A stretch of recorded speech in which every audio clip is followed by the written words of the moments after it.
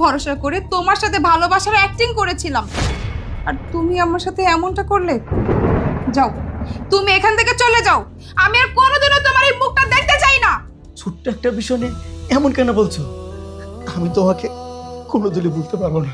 যে কথা দিয়েও ভুলে যায় সে আমাকেও ভুলে যাবে। না, ভুলবো না। কেন? Because I love you. এটাও নিশ্চয়ই মজা করে বলেছো। না, মন থেকে বলছি।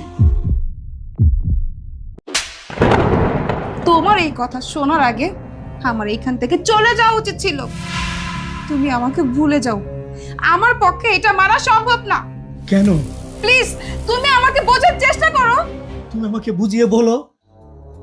দেখো, তুমি আমার ব্যাপারে, আমার ফ্যামিলির ব্যাপারে কোনো কিছুই জানো না, তাই বলি তুমি আমাকে ভুলে যাও।